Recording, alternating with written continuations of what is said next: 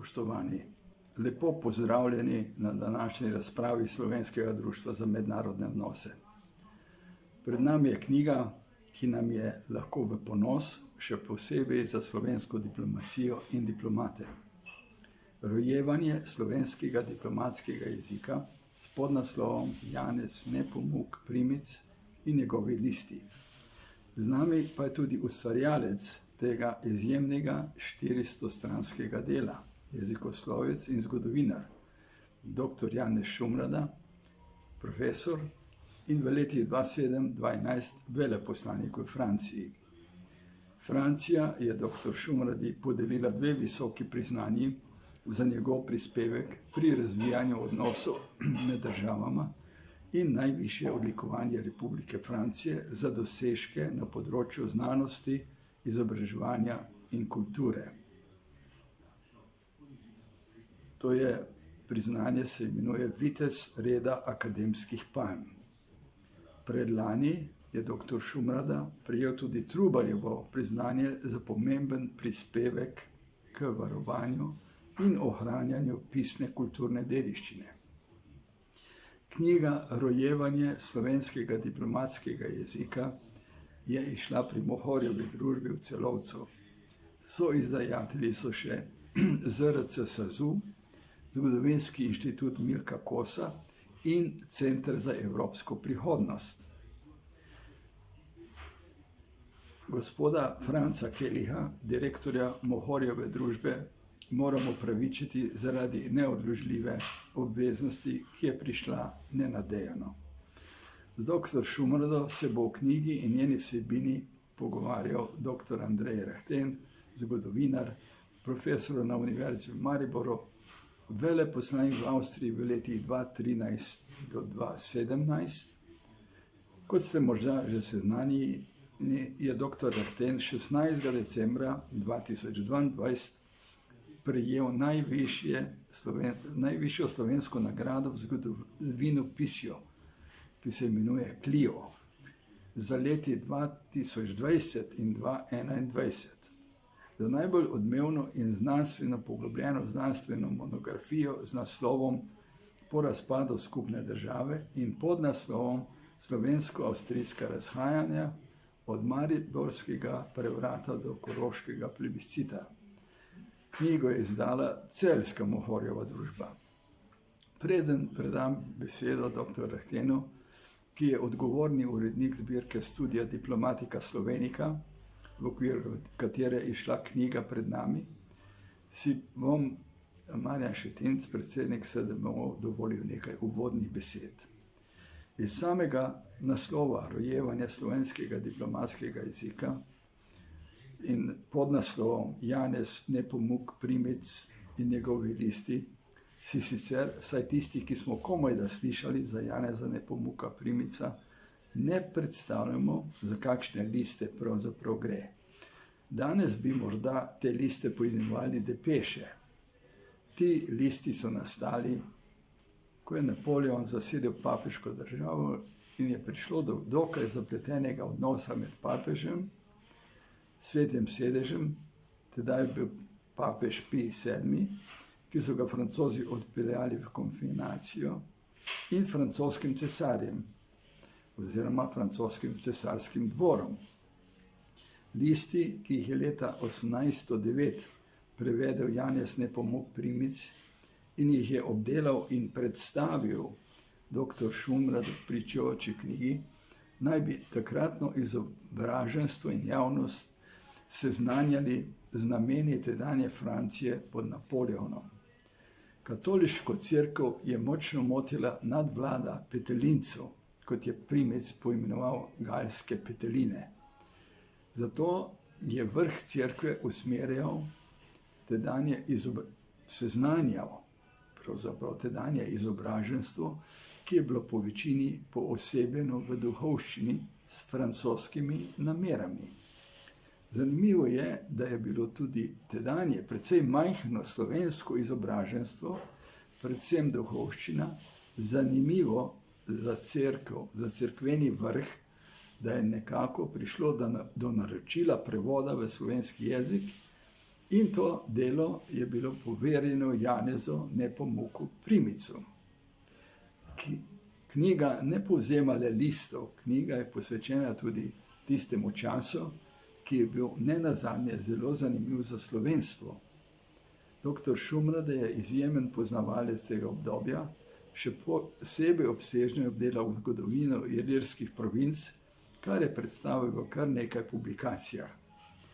Sedaj pa z zanimanjem predajam besedo gostoma, najprej dr. Rahtenu. Govorimo predvsem o, da tako rečem, slovenski diplomatski tradiciji. In tukaj še zlasti izhajamo iz nekega zavedanja, da diplomacija Slovencev, naj mi ne zameri nekdanji predsednik vlade, prvi predsednik slovenske vlade, ni diplomacija Slovencev vezana zgolj na čas po letu 1991, ampak so bili Slovenci dejavni, kreativni in odlični diplomati že v času mnogonarodnih državnih zgodb, ki so jim pripadali. Torej že v Habsburški monarhiji, kraljevi Jugoslaviji in seveda socialistični Jugoslaviji. In seveda naš cilj je bil od vsega začetka, da odkrivamo predvsem tiste korenine, ki segajo 19. stoletje in mogoče še nekoliko prej, in ki pravzaprav opredeljujejo slovenstvo tudi v tem smislu kot nacije, ki je že zelo zgodaj vstopala v diplomatski svet. Sicer ne kolektivno, ampak seveda na individualni ravni. Prvi kolektivni nastop seveda Slovencev kot diplomatov je vezan na čas razpada Habsburške monarhije in, če hočete, Ženevsko konferenco Antona Korošca in seveda udeležbo na Pariški mirovni konferenci. Ampak seveda tisto, kar nam bo danes dr. Šumrada predstavil, je pravzaprav nekaj, na kar smo resnično lahko ponosni, tako v znanstvenem smislu, kot tudi sicer kot nekdanji ali tudi aktualni diplomati. Namreč predstavil nam bo, kje so pravzaprav se začeli tisti prvi poskusi, resni poskusi, da se slovenščino etablira tudi kot diplomatski jezik. To je nekaj, kar pravzaprav stoji v središču zanimanja te zbirke in kar je pravzaprav Janez Šumrada za pobudo za izdajo te knjige na nek način tudi postavil kot izhodišče te raziskave. Naj povem, da je ta zbirka, predno predam besedo veleposlaniku Šumradi, nastala prav z tem vzgibom. Torej z vzgibom, da odkrivamo tiste neodkrite stvari, ki pravzaprav nikoli ne bi prišle do nas, če ne bi bilo znanstvenikov, ki so pripravljeni te zadeve tudi, bi rekel, vsebinsko, strokovno predstaviti širši javnosti. In prav ti listi Janeza Nepomuka Primca so tisti, ki bi jih pravzaprav ne bilo za širšo javnost in bi ostali nekje zaprti v knjižničnih predalih, če ne bi veleposlanik Šumrada se odločil, da opravi to veliko delo. Naj povem, da naša zbirka se trudi, da poleg slovenskega jezika objavlja študije tudi v nekaterih drugih jezikih, predvsem svetovnih. Včasih zaradi finančnih omejitev seveda ni možno slediti tej naši ambiciji, ampak tu pa tam je pa tudi to možno. In lahko povem, da imamo veliko srečo, da je veleposlanik Šumrada poliglot, ki je pravzaprav za svojim lastnim vedenjem, znanjem, poznavanjem jezikov uspel to delo pravzaprav v večjih jezikih predstaviti naši javnosti. In prav to je tisto, kar pravzaprav kot odgovorni urednik zbirke želim današnji predstavitvi dati na pot.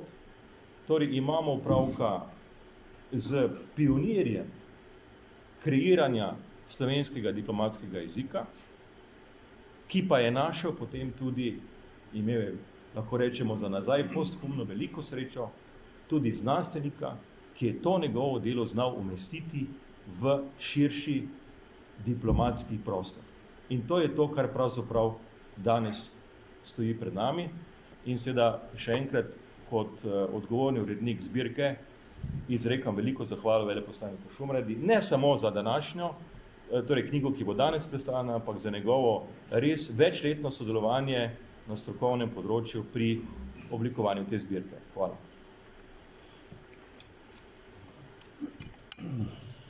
Veleposlanik Šumrada, beseda je tvoja.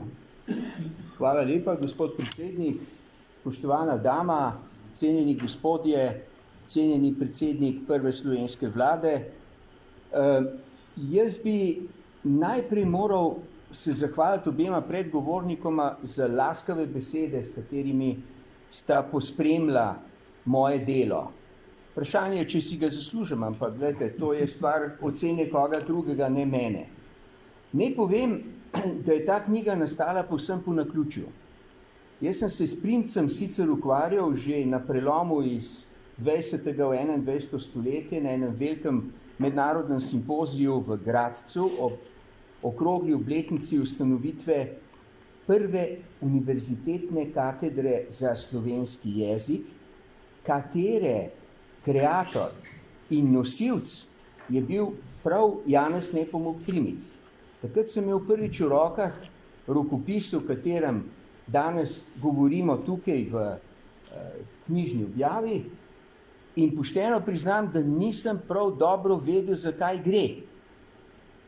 Naključje je hotelo, da sem kar nekaj let kasneje v enem od vodilnih pariških antikvariatov našel knjigo, za katero se je pokazalo, da je bila Primcu za predlogo pri prevajanju oziroma koncipiranju tega besedila, ki je prvo resnično obsežno slovensko diplomatsko besedilo. Tisti je bil pravzaprav nemški prevod, objavljen leto dni poprej, približno v isti politični kombinaciji kot zatem priprave na slovensko izdajo je izšel na Dunaju. Politična botra sta mu bila mlajši cesarjev brat, nadvojvoda Janez, pomemben tudi kot razsvetljenski politik, kot odličen vojskovodja, prav v vojni s Francozi, in kot eden od tistih, ki je vladarja starejšega brata nenehno opozarjal na to, da je treba, če se hoče država uspešno spopasti s Francozi in z Napoleonom, to državo modernizirati, da je treba popustiti nemški germanizatorični pritisk, ki ga je uvedel njun stric Jožef II, in dati besedo tudi slovanskim narodom avstrijske monarhije. Ne omenjam tukaj Madžarov, ker so bili zmeri special case. Zato je začelo se je pod vplivom nadvojvode Janeza eno zanimivo politično gibanje, ki se mu je reklo brambovstvo. Brambovstvo je bilo namreč oživitev koncepta, če hočete, podobnega, kot smo ga poznali iz zadnjih desetletij Jugoslavije, teritorialne obrambe, to se pravi obrambe terena, na katerem ljudje, ki sodelujejo v teh oboroženih enotah, pravzaprav živijo, torej za obrambo neposredne okolice domovanj ljudi, ki so v sestavi teh enot. Ti ljudje imajo poveljevalni jezik svoj lastni, to se pravi na Kranjskem, na Štajerskem in Koroškem malo manj, ampak na Kranjskem je bila to slovenščina. Tudi recimo na Goriškem je bila v nekaterih bataljonih slovenščina, v nekaterih italijanščina. Podobno je država želela ustvarjati tudi veste kaj, patriotično vzdušje med temi lokalnimi vojaki, brambovci, ali pa če hočete, da uporabim kasnejše ime, ki ga je Avstrija uporabljala od druge polovice 19. stoletja za take enote, domobranci. Ta je malo danes kot vemo, v dveh pomenih uporabljena. Ti ljudje so seveda peli tudi domoljubne pesmi, nekako v smislu kasnejše devize avstrijskega cesarstva, vse za vero, dom cesarja, seveda v slovenščini. In ti ljudje so torej bili, če hočete, eni od pomembnih nosilcev začetka neke slovenske identitete v sodobnem smislu, kakršnega razumemo po francoski revoluciji. Primic je bil med njimi ves čas, on je bil oficir štajerskega brambovstva v Gradcu, takrat je še študiral pravo. Sicer je bil pa rojen 1785 v vasi Zalog nad Škofljico, tukaj pri Ljubljani. Bil je Vodnikov učenec v ljubljanski gimnaziji. Zanimivo, da se nasprotju z večino svojih sošolcev ni odločil za študij recimo ali medicine ali pa seveda teologije, temveč prava, zato nadaljeval študij v Gradcu.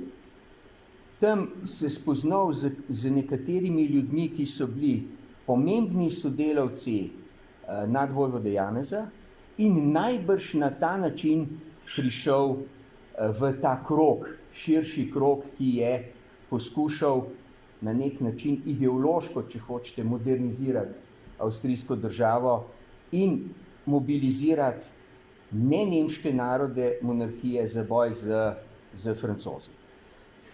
Primic je potem pod vplivom ključnega sodelavca nadvojvode Janeza, barona Hormajerja, začel prevajati iz nemščine to knjigo.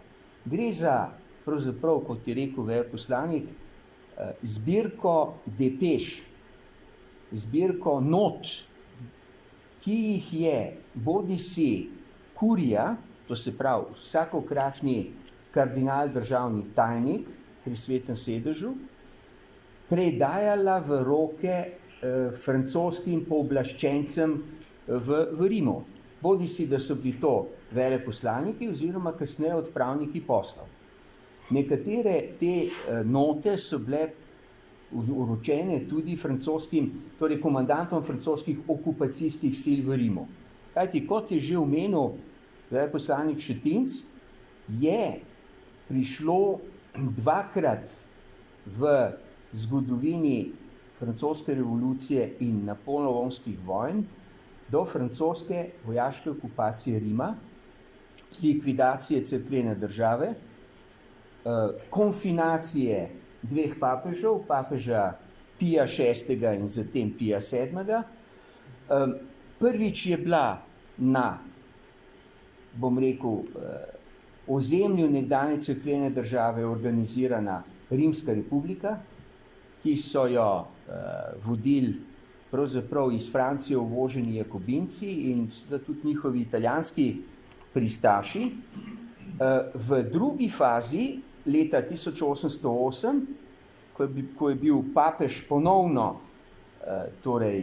konfiniran, najprej v Savoni ob Genovskem zalivu in zatem v Fontainebleauju, gradu v bližini Pariza, je bilo pa to ozemlje enostavno razdeljeno med Napoleonovo italijanskim kraljestvom ter Napoleonovim francoskim cesarstvom. Skratka, ta papeževa stoletna državna tvorba, za katero vemo, da jo je ustanovil pravzaprav Karl Veliki, je bila takrat začasno odpravljena iz zemljevida Evrope, dokončno potem seveda z zedinjenjem Italije leta 1870.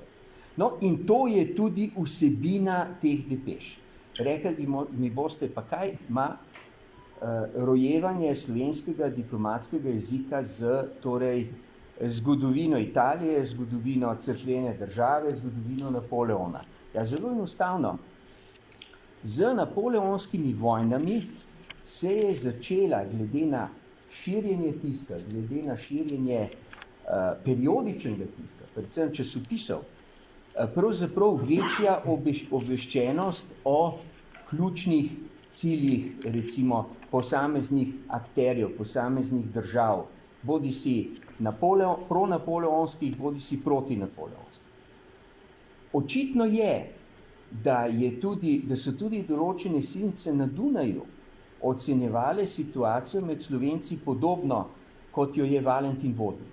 Valentin Vodnik je namreč v 90. letih 18. stoletja prepričal ljubljanskega založnika Kleinmajerja, da so Slovenci dovolj zreli in dovolj izobraženi, da bodo redno brali svoj časopis, Ljubljanske novice. In v Ljubljanskih novicah imamo tudi prve podatke iz, če hočete, diplomatske zgodovine. V kratkih noticah, ki jih Vodnik pripravlja na podlagi drugih virov, nemških, italijanskih časopisov, ki so prihajali v Ljubljano. To so res notice 3-4 vrstic, naprimer, kaj s tem, francoski cesar je podpisal mir z angleškim kraljem in našim cesarjem, leta 1801 se je to zgodilo, ali pa kaj podobnega. Napoleon Bonaparte je pisal portugalskemu kralju, na kratko, recimo, vsebina tega pisma. Skratka, skušal je prvič v slovenskem jeziku približati neko diplomatsko dejavnost, neko mednarodno, bom rekel, delovanje politično in diplomatsko tudi slovenskemu bralcu. Tunaj je hotel s tem prevodom Primca napraviti korak naprej. Kajti poleg Vodnikovih prevodov smo mi dobili potem na prelomu v 19. stoletje, in to seveda spet po zaslugi napoleonskih vojn z Avstrijo, Anglijo in ostalimi, Rusijo, ostalimi velikimi sovražniki pač Napoleona, v integralnem slovenskem prevodu 2 mirovna sporazuma. Eden je bil leta 1801, Lunévilleski mir, to je bil edini mir, ki ga je Anglija kadarkoli torej podpisala z Napoleonom. Sicer je, kot veste, Anglija, tudi če ni bila v stanju oboroženega spopada z njim, financirala na kontinentu njegove sovražnike in seveda obvladovala morje, kjer so bili Francozi, bom rekel, pravzaprav malo slabi. Druga zadeva, ki jo je treba povedati, je, da je seveda bil preveden v slovenščino integralno tudi Schönbrunski mir, tisti pa neposredno posegel v našo narodno zgodovino, kajti eden od nasledkov tega miru je bila odrezanje od avstrijskega cesarstva celotne južno-zahodnega dela monarhije in ustanovitev, kot vemo, ilirskih provinc. Tiste začasne tvorbe, 4-letne, ki so Francozi tukaj na našem ozemlju torej takrat ustvarjali. Pravim, več kot to so hoteli narediti dunajski Primčevi zavetniki z tem prevodom. Kajti šlo je za prevod diplomatskega bestsellerja tistega časa. Ta knjiga, ki v slovenščini nota bene ni nikoli išla do naše izdaje, bom potem pojasnil zakaj. Ta knjiga je išla, če začnemo pri Zahodu, v angleškem prevodu. Rekli boste, zakaj ne, ker Angleži niso katoliki, kaj jih je pa zanimala papeževa usoda in usoda cerkvene države. Je zelo enostavno. Angleži so mislili predvsem na irsko katoliško populacijo in so tudi knjigo izdali v Belfastu. Integralno, kompletno vse depeše, ki so tukaj, so torej tudi približno sočasno objavljene v angleščini, v francoščini, italijanščini je bilo več izdaj, v španščini je bila izdaja, ki je bila celo ponovljena v španskih kolonijah v Južni Ameriki, To je čas ravno, ko španski kolonialni imperij začenja razpadati, zato ker je Napoleon ukinil španskega kralja v Madridu. Imate flamsko izdajo, imate nemško izdajo, ki je torej išla na Dunaju.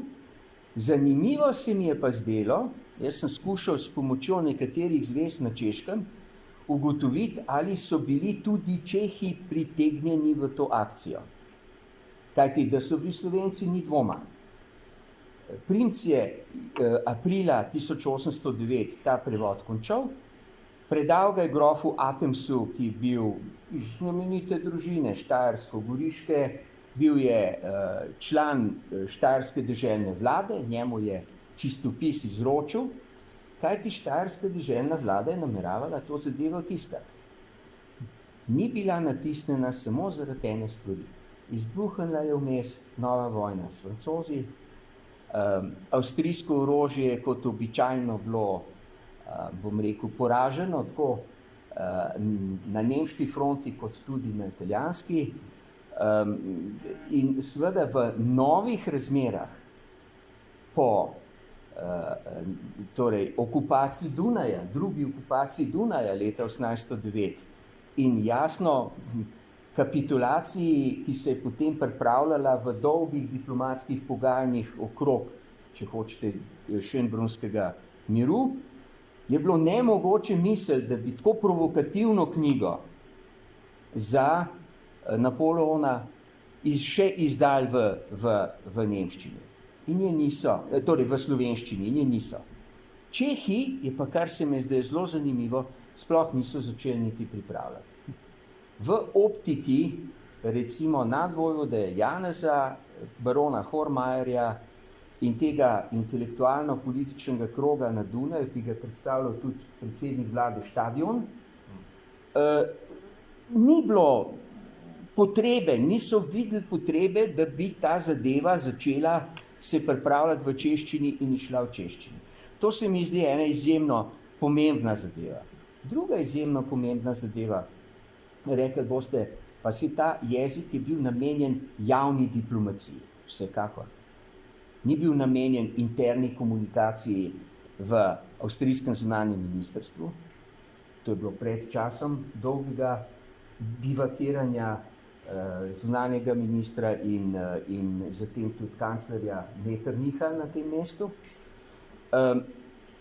Ni bila namenjena temu, ni bila namenjena zunanji komunikaciji, ker je bilo jasno, da takrat bil diplomatski jezik en živ in en mrtev. Živ je bil francoščina.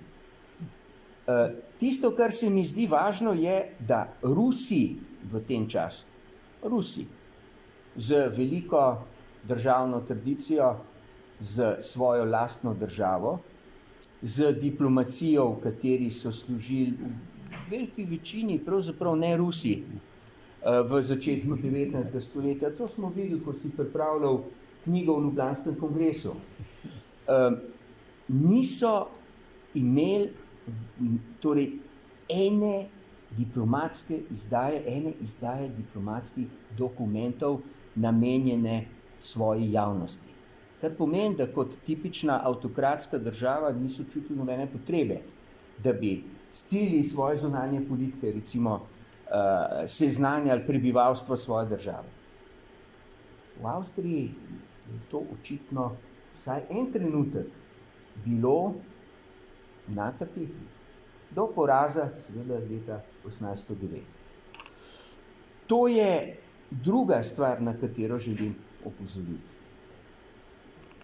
Tretja stvar, zanimiva je usoda tega rokopisa. Primic, ki je torej, kot sem že omenil, prosil oziroma predlagal bolje štajerski deželni vladi leta 1810 naj ustanovi slovensko katedro za proučevanje in učenje slovenskega jezika, književnosti, folklore in etnologije, kot piše v uvodnem tekstu, spomenikov slovenskih dežel, mislim na umetnostno zgodovino in podobno. Primic si je zadal z ogromno dejavnostjo, ki jo je razvil v letih 10, 11, 12 in 13, mogoče malo prevelik zalogaj. Njemu se je, kot se reče v lepi starinski slovenščini, omračil jeseni 1813. Ta katedra je nehala delovati, njena naslednica je bila potem ob avstrijski vrnitvi v Ljubljano Ravnikarjeva katedra za slovenščino ustanovljena pri ljubljanskem liceju. Njegova dela, ki so izjemno velika bila in precej jih je bilo, od slovnic, slovarja, učbenikov slovenščine za začetno in za nadaljevalno stopnjo, prevodov. Recimo, on je prvi, ki je Slovence seznanil z Benjaminom Franklinom. Hkrati z to ideologijo, če hočete, poznega feudalizma ali pa zgodnje romantike, da se lahko človek, ki je ubožnega rodu, z lastnim prizadevanjem, z izobraževanjem in z pridnostjo povzpne. To je bil tipičen primer Benjamina Franklina, konec koncev.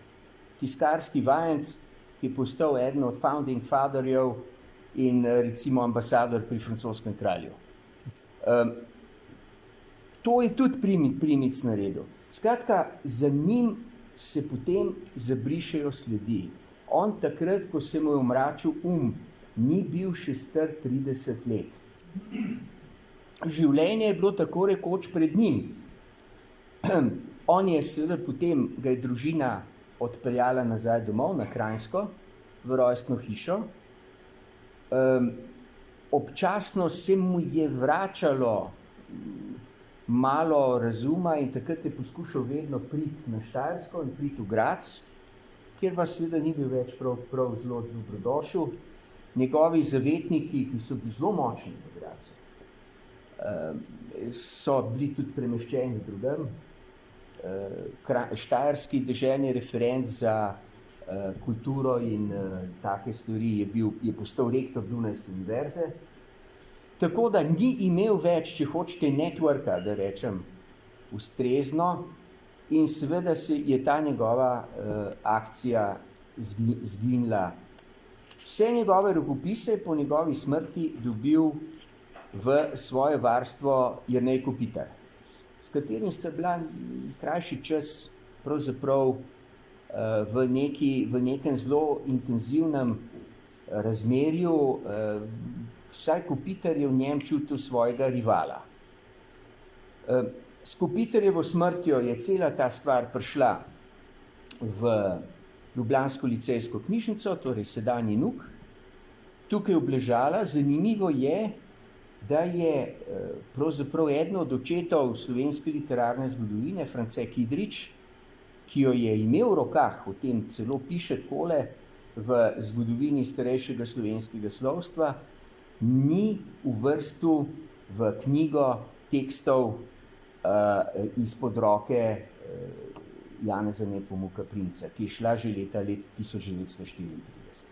Na tem mestu se bom jaz ustavil, predal bom besedo publiki, ker upam, da smo vas izzvali k vprašanjem, debatam, komentarjem. Hvala lepa za pozornost.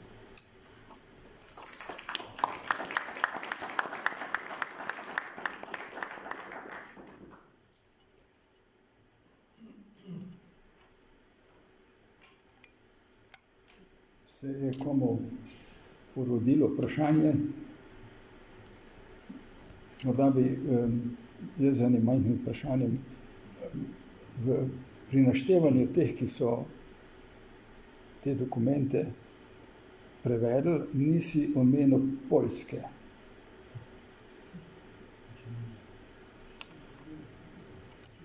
Res je, nisem omenil, kar pa ne pomeni, da nisem skušal poiskati recimo tekstov. Srečo sem imel, ker je moj glavni kontakt na Češkem, ki je profesor v Čeških Budjejovicah, sicer menda eden od glavnih slovstvenih zgodovinarjev za to obdobje začetka 19. stoletja, tudi odličen polonist in sem njemu kar postavil to vprašanje. In on mi je z vso svojo avtoriteto odgovoril, kmalu po tistem, ko sem od njega zvedel, da češkega prevoda ni, niti v konceptu, niti v recimo celotnem prevodu kot je tale, ampak da tudi ni sledov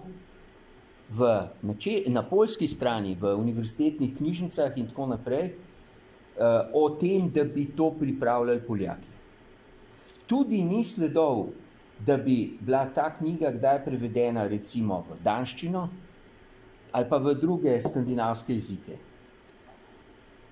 Ves ta del Evrope, ki je recimo zahodni ali pa velik del srednje, je pa torej smatral za potrebno, bil je to političen mast seveda, nekaj drugega, da to knjigo ali prevede ali pa jo pripravlja.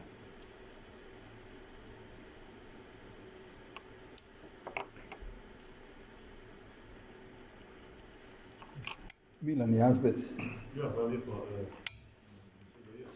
Nisem se mislil oglasiti prvi, ampak po minuti dveh se splača verjetno oglasiti. Torej, hvala lepa za tole predstavitev obema kolegoma. In tole, ki si predstavil delo fundamentalno za rojevanje, rojstvo, slovenščine kot jezika, diplomacije.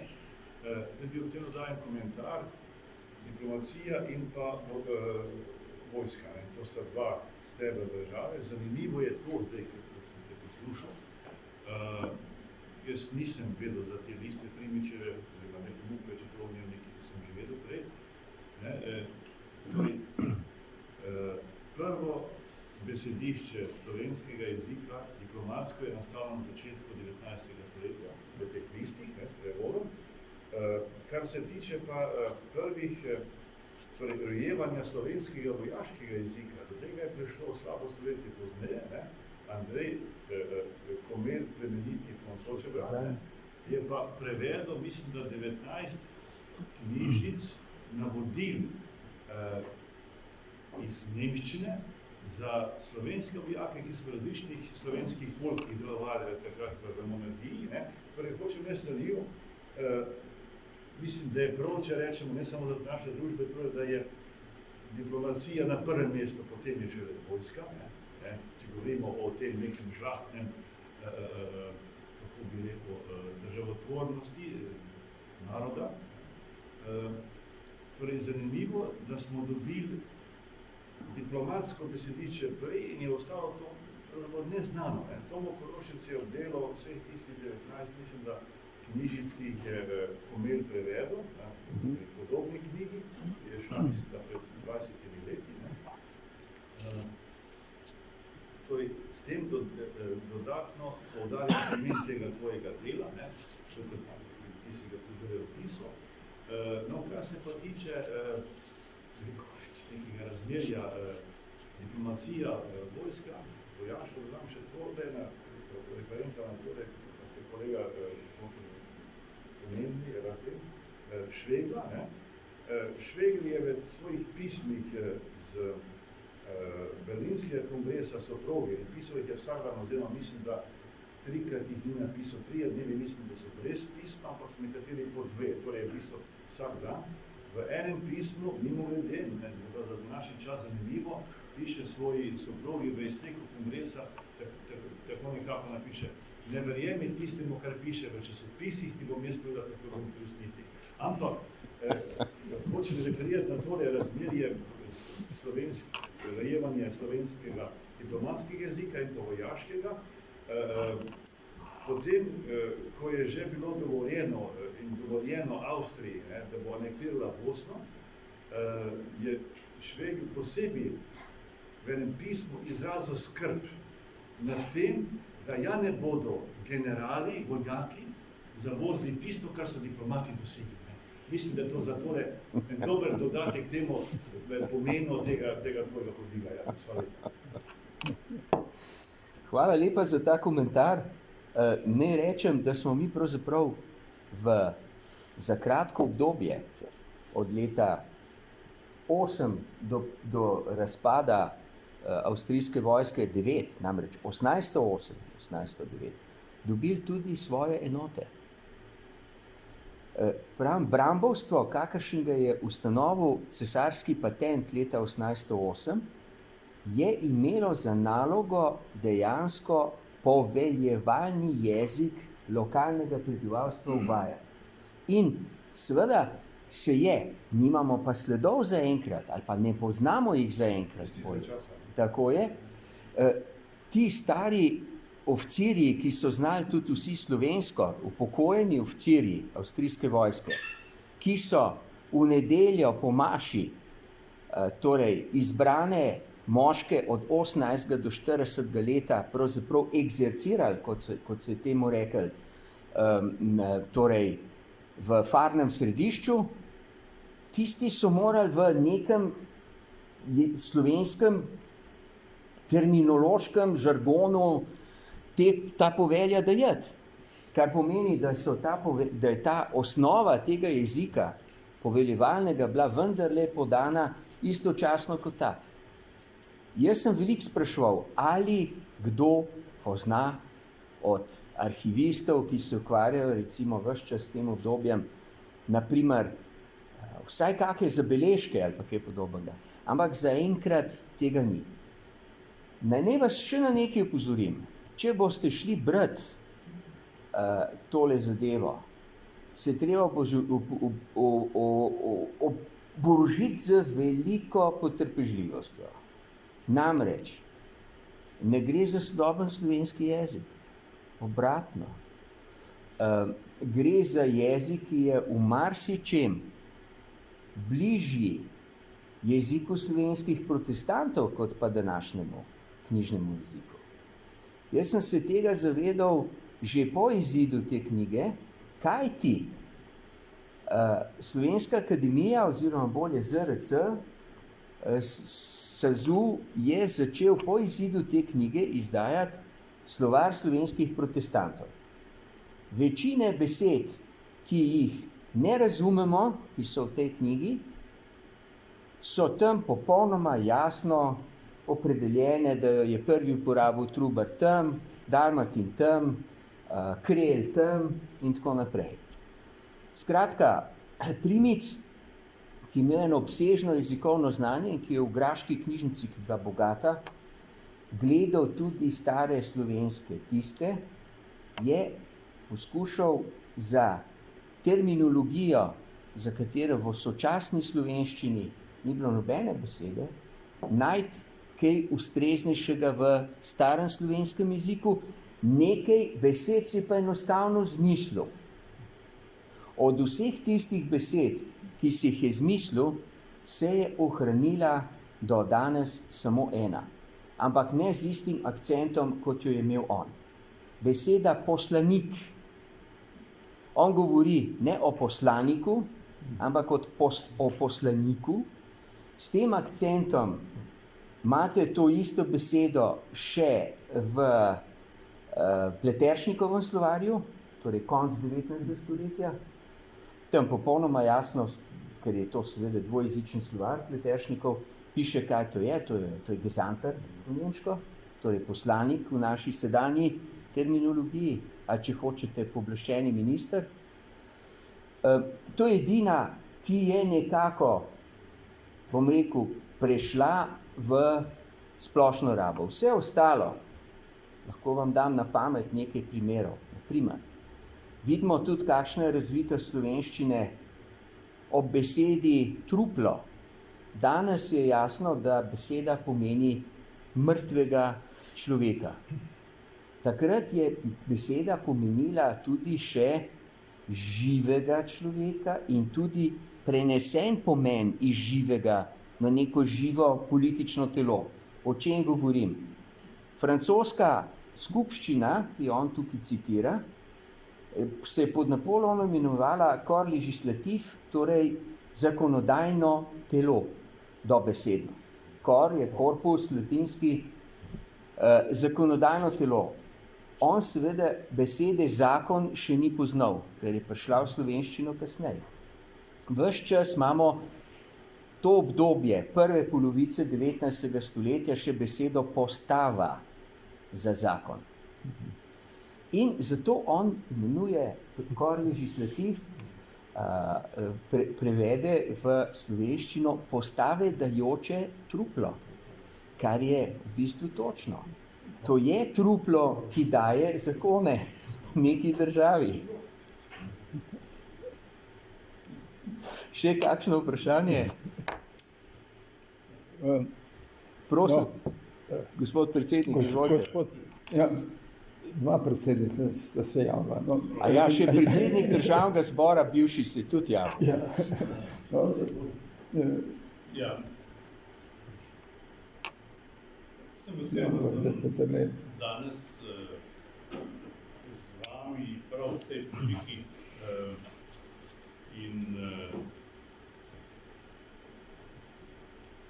kar zadeva uvodne opombe doktorja Rahtena, moram reči, da na moje strani ni podlage za nobeno zamero. Odkar sem prebral Merkurjeva plemiška pisma, sem se še bolj zanimal, kje vse je Slovenija, ali slovenščina, bi rekel, ne samo pristala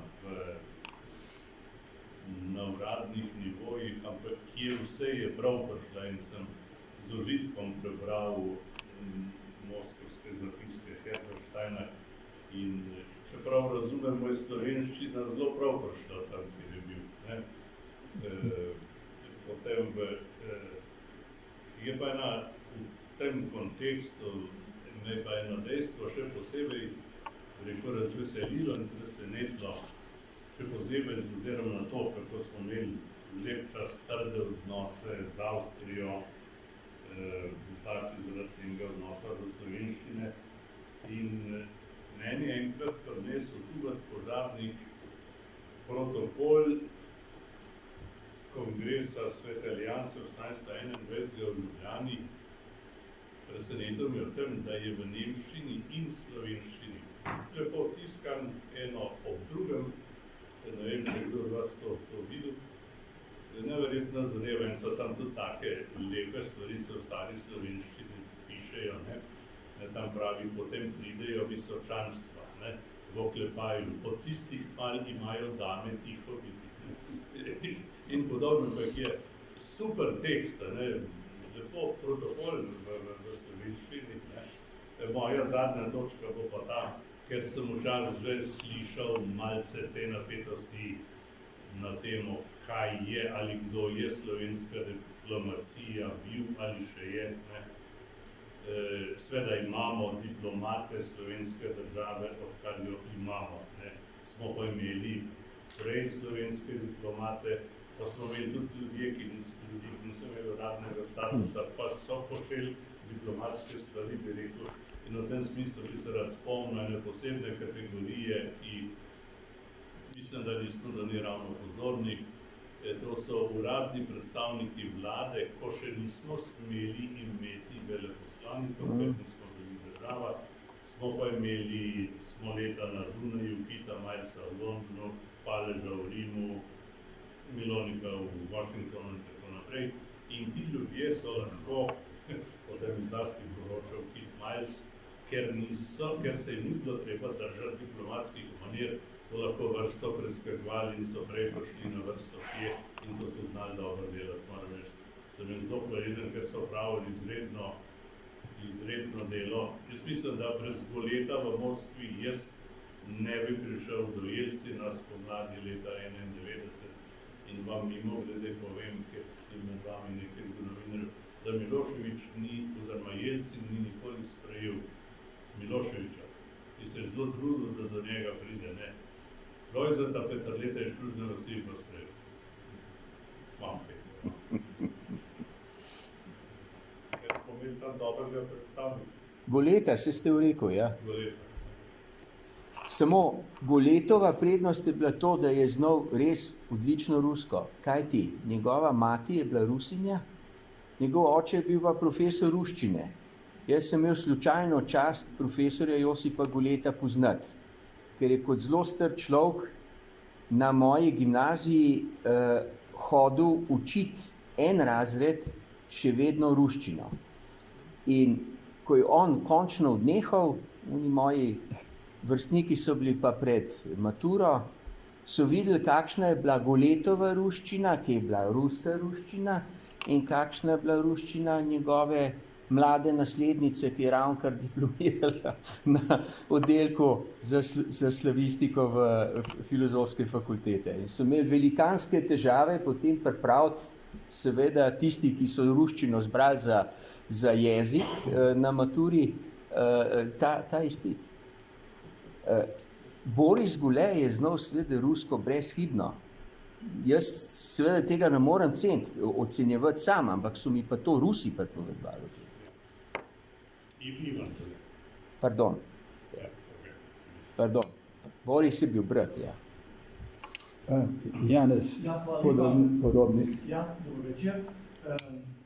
Naključje je hotelo, mislim, da je bila jesen leta 21, ko smo bili skupaj na predstavitvi knjige Studija diplomatika na Jablah, pa ne vem, ako bi to spomnili dr. Petriča, in takrat je bila tam na mizi tudi knjiga, že izdana. Jaz sem imel takrat to knjigo in to je bilo, mislim, da je bila jesen 21, ko je šla. In bi rad povedal par misli, Jožetu, mojemu prijatelju, sem pokazal, jaz sem to knjigo bral takoj potem to zimo, in sem se tudi nekaj izpiskal. Ampak to ni samo hvala. Najprej bi rekel naslednje. Sem počaščen to z izpiski. Najprej bi rekel, knjiga nam je res lahko ponos, to, kar je rekel ambasador Marjan. Drugič, zahvala in tudi priznanje konceptu vodenja studije diplomatika, to, kar je dr. Razben povedal. Potem pa vam moram povedati, da sem jaz paradoksalno, to, kar je na koncu dr. Šumrada povedal, ni enostavno brati vsebino prevoda. Ampak mene je absolutno fascinirala prvi trije. Mednarodni okvir nastanka korespondence, družbene razmere v habsburški monarhiji in pa Primičev čas. Vam moram povedati, seveda vi ste tudi večji poznavalci, ampak to je tako dobro napisano. Jaz sem to s takim užitkom prebral in res je to v kontekstu nastanka tega prevoda, teh listov, izredno, bi rekel, vsebinsko in skoncentrirano napisano. Šele iz tega človek vidi ta neverjetna anticerkvenost Francozov. Kako so se borili, jaz nisem mogel verjeti, da bi francoski kardinali premagali rimski po številu. Ali pa kako so poseben koledar so uvedli, v katerem ni bilo nedelje. Prekinili so cerkvene poroke. In torej, bilo je radikalno, in vam nekaj povem, jakobinstvo. Jakobinstvo je ena globoka zgodba in en del le-te je v naši družbi še vedno. To je moja ocena, ko čutim včasih tako privoščljivo, nekritično do vsega, kar je krščansko in kar je cerkveno. To na tem mestu povem z vso odgovornostjo, da se zavedam lahko, bi rekel, subjektivne ocene tega. Ampak, ko človek bere, kaj se je takrat dogajalo v Franciji, je fasciniran, oziroma da to na nek način prizadene. Zdaj pa seveda misel, to, kar je prej dr. Šumar povedal, si predstavljate, kaj bi bilo, če bi avtor tega teksta preživel 28 let star, ko je zbolel. Jaz bi rekel, ko sem sledil nekatere, se šel še drugam brate na gospa je pisala njegov življenjepis, ga omenjaš v knjigi. Ja, seveda, ga citiram. To je bila endogena psihoza. To je bila hči Frana Milčinskega oziroma soproga Antona Slodnjaka, ki je napisala njegovo biografijo. In sem prepričan, da ta njegova strahotna delovnost, ki se je omenjal, pa morda tudi zaljubljenost, ki bo nekje omenjena, je bila samo zunanji povod, da se je endogena huda psihoza sprostila in na koncu je žal umrl zaradi jetike. Ja. Ker je bil pač v težkih pogojih je živel na podolenskih gradovih in tako naprej. Druga misel je vezana na to, na brambovstvo, pa nisem našel, se nam spomniti, kje v knjigi, najverjetneje smo tudi mi zato robovnjače pri Lukovici napačno poimenovali. A so bili morda že oni takrat brambovci? Nikjer mislim, da je en kratek stavek na to temo v knjigi. In še zadnja misel je pa to, to je pa ta aktualna zgodba o koreninah in začetkih. Namreč, a sem prav razumel, da je tudi besedo v nemščini Sloveniš primic prvi uporabu, leta 1810, in je tudi nekje v nekem pismu Slovenija prvično napisal. A je ta, zdaj sem šel zapiske gledati, nisem pa ponovno bral. A drži ta moja ugotovitev? Pa še enkrat čestitke za knjigo, pa upam, da bo šla dobro prodajati. Hvala lepa, gospod predsednik, dragi Janez, za vse te misli.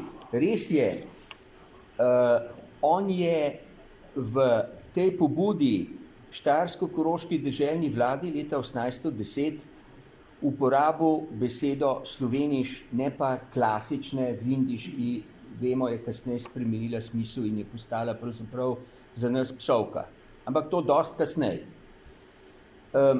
On je tudi eden od tistih, ki so potem, ko je prevzel katedro v Gradcu, začel Slovenci sistematično si dopisovati v slovenščini, kar prej ni bilo naravno. Prej je slovenski intelektualec pisal slovenskemu intelektualcu po nemško, ker se je v malo oblikovanem slovenskem jeziku težko znajdel.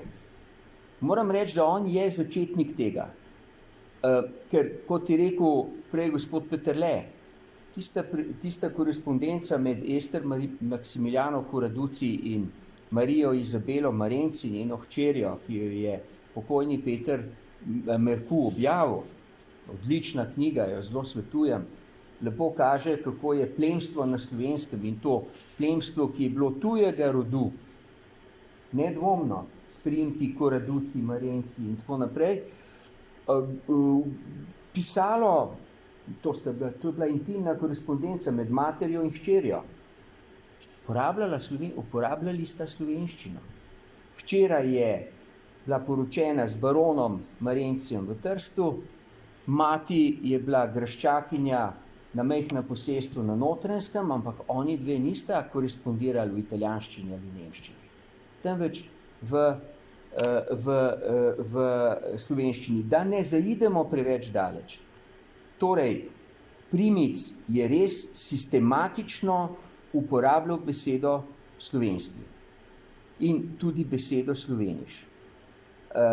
V naslovu Primičevih knjig imate striktno besedo, kaj s tem, ABC za Slovence, ki so želeli slovensko učiti, naprimer. Ta je tipičen, pa je več takih. Vedno je beseda za Slovence, slovenski in tako naprej v njegovih knjigah, objavljenih knjigah. On je, torej, ni bil pa sam pri tem. Bilo je jedro 3 intelektualcev, druga 2 sta bistveno bolj znana od njega. Eden je Kopitar v svoji slovnici Grammatik der Slawischen Sprache in Krankenkampen und Steiermark ne uporablja sistematično besede sloveniš. Ta je tudi šla, kot vemo, približno isti čas. Mislim, da tudi leta 8 na pamet. Ampak, kdaj, če vi celo knjigo pregledate, je cela tudi na internetu v digitalni knjižnici, ugotovite, da uporablja besedo sloveniš. Kasneje jo je tudi on sistematično uporabljal, Kopitar. Tretji je pa koroški intelektualec Urban Jarnik. Tisti, ki je tudi prvi objavil razpravo o ponemčenju koroških Slovencev. Prvi, leta 1835 se mi zdi, Bemerkungen über die Entnationalisierung der Slowenen, nekaj takšnega. Na Koroškem seveda, ker on je živel celo življenje na Koroškem in je tam razmere dobro poznal. Skratka, Primic je v tem toku, ki je prinašal spremembe, identifikacijo narodnega imena, ki pravim je v naslovu Kopitarjeve slovnice še ni, tukaj je pa že, je gotovo, k tem je imel velik doprinos sam. Kar zadeva ta moj uvod je bil nujen. Ta moj uvod je bil nujen zaradi tega, ker brez tega uvoda ne razumeš, zakaj je sploh prišlo do takega velikega konflikta med cerkvijo in Napoleonom. Tega enostavno ne razumeš. Rekel mi en slovenski zgodovinar, ki je svoj čas objavil en tekst, v katerem nekje na Dolenjskem francoski vojaki leta 1809, kje so bili že jakobinci takrat, že zdavnaj ne na oblasti, so, torej, če se izražam lepo v lepi slovenščini, so ponečedili s svojimi iztrebki neko cerkev na Dolenjskem in torej razbil monštranco in tako naprej. In ta zgodovinar, ki to objavil, mi je zdaj rekel po izidu te knjige, ja zdaj pa razumem, zakaj gre, zakaj je šlo. Kajti jakobinstvo je bilo najmočnejše prisotno v Napoleonovi vojski. Drugje on je jakobince umaknil, niso bili del režima oziroma so bili del režima samo, če so zapelke samse, medtem ko v vojski je bilo pa neverjetno veliko srednjega oficirskega kadra, podoficirjev, ki so bili pa noter v njej od prvih časov, od leta 1993, ko so se pač vojne začele napoleonske, pa naprej, tam so delali kariero, ampak več ali manj je, bom rekel, zadeva ostala ista. Zanimivo je gledati, kako je ljubljansko uradništvo, samo še to, Jože, pa neham. Kako je ljubljansko uradništvo, francosko ljubljansko uradništvo, ki je bilo tukaj na visokih položajih pod francosko oblastjo, recimo čutilo istočasno, ki je bilo nedvomno jakobinskega izvora, kako je čutilo potem vendarle nek pritisk okolice in napoleonske države. Napoleon je rekel, moji največji sovražniki so ateisti, lepo prosim, to je citat iz enega od njegovih pisem. Njegov konflikt, Napoleon, da so ateisti njegovi največji nasprotniki. Problem njegov ni bil, da ga je cerkev motila. Njegov problem je bil, da je hotel imeti cerkev popolnoma podrejeno. To je bil njegov problem. Skratka, nekateri visoki uradniki v Ljubljani so dali v Ljubljani krstiti svoje otroke in imate hecne stvari, to je objavljeno v knjigah, ki so šle še pod Avstrijo, ko so gledali skozi ljubljanske matične knjige, kdo se je rodil, kdo je umrl, kdaj je bil tak, kdaj je bil. In je recimo ljubljanski policijski komisar, torej nedvomno zaupna oseba, krstil svojega sina v Stolnici, ki mu je bilo do takrat ime Egalité, to se pravi enakost. On je bil Egalité Toussaint, Toussaint so se pisali,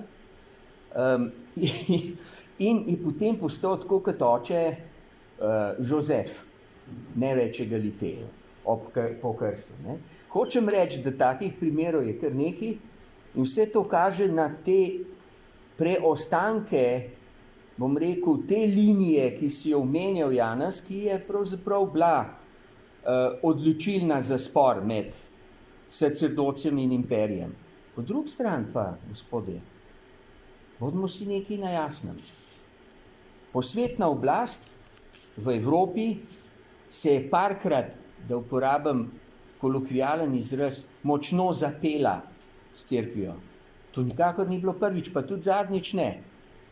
Spomnimo se recimo nemškega investiturnega boja v srednjem veku med nemškimi cesarji in papeštvom, ki je bilo krvavo. Spomnimo se tako imenovanega avignonskega suženjstva papežev, ko je francoski kralj dal odvesti papeža iz Rima in je potem bilo približno 70 let je bil sedež papeštva v Avignonu, ki je ostal do francoske revolucije papeževa posest. Konec koncev se lahko spomnimo velikih konfliktov med italijansko državo in papežem po zedinjenju Italije 1870, ki se je končalo šele z Lateranskim sporazumom leta 1929. In tako naprej. Lahko bi govorili tudi o, Jugoslaviji in cerkvi ali pa kaj podobnega, socialistični Jugoslaviji in cerkvi. Gre za ta dolgotrajni konflikt, če hočete, med dvema temeljnima konceptoma, ne političnima, ampak bolj ideološkima, konceptoma, ki sta v Evropi prisotna skozi stoletja. Sestavni del tega je tudi to. Jože Kunič, veleposlanik. Janez, na uro sem pogledal, če je še primeren čas za postaviti kakšno vprašanje. Ne, vsekakor. Imamo še nekaj Najprej minut. bi seveda čestital za to knjigo. Posebej bi se pa zahvalil uvodničarjema, temu še posebej, ker sta res dobro nas uvedla v to razpravo. Jaz seveda knjige nisem prebral, sem pa zanimanjem poslušal, kaj si povedal. Zanima me pa, kako pa je šlo potem naprej, po tem obdobju, ki ga ti opredeluješ. Ali si o tem kaj razmišljal, ali pa morda nameravaš kaj razmišljati. Jaz imam občutek, da dokler je bila Avstro-Ogrska tukaj na našem ozemlju, je bilo nekako tako, ampak je prišla kraljevina Jugoslavija, se mi zdi pa, da so se stvari takrat radikalno spremenili. Slovenščina precej nazadovala v nekem smislu. Ono ima vložbo za službo v čirilici napisano v srbskem jeziku, pravi doma. In takrat se mi pa zdi, da je diplomatski jezik, kakorkoli ga že imenujemo, precej utrpel. Kasneje je verjetno šlo tudi nekaj časa kar težko. Kako pa na to gledaš, na to obdobje, čeprav najbolj, če sem prav razumel, ni predmet te širne knjige, za katero ti čestitam. Hvala lepa. Obdobje, na katerega si upozoril, je seveda obdobje kraljeve diktature. Kajti takrat je režim torej objavil enostavno, da ni več plemen, se pravi narodov, ampak en sam jugoslovanski narod in da je tudi en sam jugoslovanski jezik. Najin profesor, pokojni akademik Melik, je rad kazal svoje spričevalo iz ljubljanske klasične gimnazije, kjer je imel oceno pri srbo-hrvaško-slovenskem jeziku. To je bila kategorija, prosim, srbo-hrvaško-slovenski jezik, recimo prav dobro 4. In to je bil seveda ta, v bistvu pod francoskim vplivom, bodimo odkriti, poskus Aleksandrovega nacionbildunga, ki je bil seveda absolutno prepozen. V 30 letih 20. stoletja se to ni bilo več mogoče narediti.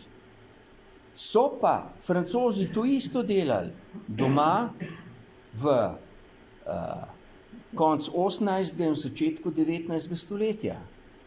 In to so začeli še pred jakobinsko fazo francoske revolucije.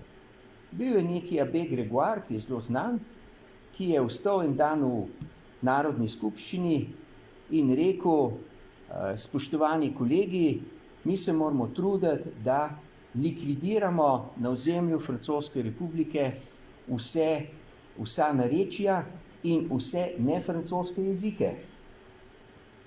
In potem je stekla akcija, ki je pa trajala vendarle do konca drugega cesarstva, to se pravi spet skoraj do leta 1870, ki je bila uperjena proti vsem regionalnim jezikom, kot temu reče Evropska unija, ki je bila uperjena proti nemščini recimo na vzhodu, v Alzaciji, Loreni. To so potem Nemci, bom rekel, močno vrnili po letu 1870 in tako naprej.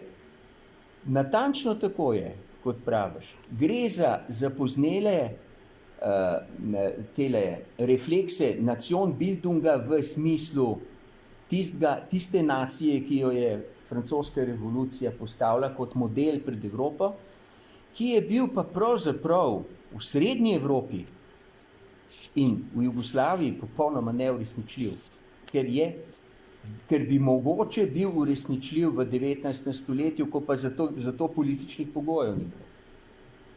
Še jaz mogoče en čist kratko dopolnilo temu, kar je veleposlanik Kunič načel, in kar je že dr. Šumrada tudi v veliki meri pojasnil. Namreč ta, bi rekel, unitaristični koncept se je v kraljevi Jugoslaviji odražal tudi v diplomaciji. Pri čemer bi tukaj pozoril na eno razliko, seveda jasno, da tako notranji kot zunanji jezik komunikacije med diplomati v Habsburški monarhiji je jasno, sta pravzaprav dva, nemški in madžarski. Jaz se spomnim, ko sem bil še študent v Celovcu, je bil takrat pokojni profesor Andreas Morič in jaz sem takrat kot nadobudni študent ga vprašal, kakšen je pa bil pravzaprav jezik, s katerim so se sporazumevali avstro-ogrski diplomati med sabo na raznih poslaništvih in tako naprej. In njegov odgovor je bil, seveda malo ironičen, madžarski. Zato, ker je seveda bila prevlada madžarskih diplomatov v habsburški diplomaciji še zlasti po uvedbi dualizma izjemna. In tukaj imate številne zgodbe, ki pričajo tudi, kako so se prepirali glede tega, kako bo skupni grb postavljen, katera zastava bo zraven, ali bo tudi madžarska posebej in tako naprej. To so zgodbe, ki se nekako kažejo v tisti pozni habsburški monarhiji in bi povedal spet samo še en primer kot neke vrste utrinek. Ivan Švegl, nečak že prej dvakrat omenjenega Jozefa Švegla, on je bil slovenski, torej eden redkih slovenskih konzulov, ki jim je uspel priti tudi v ZDA, ampak ne edini, v tistem času pozne habsburške monarhije. In on je, ko je bil v Winnipegu, v Kanadi, konzul, je uvedel na konzulatu pri vhodu napise v 4 jezikih. Torej jasno, na prvem mestu nemščina, madžarščina, potem seveda angleščina, jasno, ampak 4. jezik je bil pa potem sporen za njegove diplomatske kolege, ki so mu potem to očitali, namreč on je uvedel kot 4. jezik je bila ukrajinščina ali takrat se rekli temu rusinščina. Zakaj? Je zato, ker je seveda videl, da je bil en zelo velik pritok torej migracije prav iz Galicije. In je seveda takrat on želel pokazati v naši diplomaciji, smo pa seveda odprti za to, da pomagamo vsem našim državljanom, ne glede na jezik, ki ga govorijo. In je seveda tudi so ti napisi v rusinščini začeli motiti, začeli se pa koga najprej motiti? Madžare, bravo, ki so rekli, mi imamo dualistično ureditev, torej če že sta lahko samo 2 jezika, no plus seveda jezik države sprejemnice, ampak seveda to dam en primer, in če samo na en primer še za Jugoslavijo kraljevo povem, namreč seveda vsi vemo, da je bila v ustanovni dobi kraljeve jugoslavijske diplomacije je bil jedro seveda stara kraljeva srbska diplomacija. In vsak, ker je prišel zraven izven tega okvira, je seveda bil izjemno privilegiran, da mu je to uspelo. Večinoma je šlo za koga? Šlo je za politike, ki so se zelo eksponirali v pozni dobi Habsburške monarhije, ala Bogomil Vošnjak, ali pa seveda za politike, ki so nekako pravi čas zaznali nov duh časa, kot je bil Ottokar Ribarž. Ti boš seveda v njem vedel veliko več povedati, ne? Ampak seveda Ribarž je en tak tipičen primer. Ribarž je seveda prestopil tako rekoč iz Dunajskega parlamenta, kjer je bil znan po velikih habsburško zvestih izjavah, direktno v jugoslovansko diplomacijo in zraven potegnil še svojega sina Vladimirja. Ki je potem končal kariero kot Titov Tako veleposlanik. je, ne? In seveda jasno vidimo, da seveda je šlo za nek proces in jaz se strinjam z veleposlanikom Kuničem, seveda je bilo najtežje se uveljaviti slovenski diplomat, vsaj kakor mi to vidimo v tistih mnogonarodnih okvirih, še zlasti pa seveda potem, ko se nekako v kraljevi Jugoslaviji poskuša doseči neko enakopravnost in dosežena je, saj jaz mislim, saj približno, šele v času, ko je Korošec notranji minister v letih 35-38, ko uvedejo posebne kvote, koliko naj bo poslanikov Srbov, koliko Hrvatov in koliko Slovencov. Proporcionalno. In v tem sistemu kvot pride recimo za poslanika v Buenos Aires znameniti dr. Izidor Cankar. Jože Jerovšek, zdaj, ne vem, če bo to zadnji, če se še dojavi, bi bilo fajn. Ok, Jože.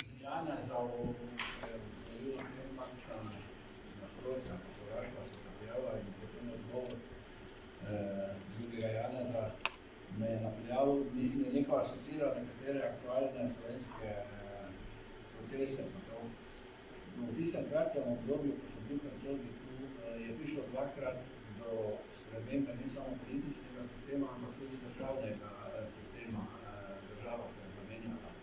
In me zanima, so takratni pisci, gotovo je prišlo do takrat tudi od tega, kar je sedaj v sedanji Sloveniji zelo aktualna beseda čiščenje. Vemo, da je napovedano na nekaterih institucijah totalno čiščenje.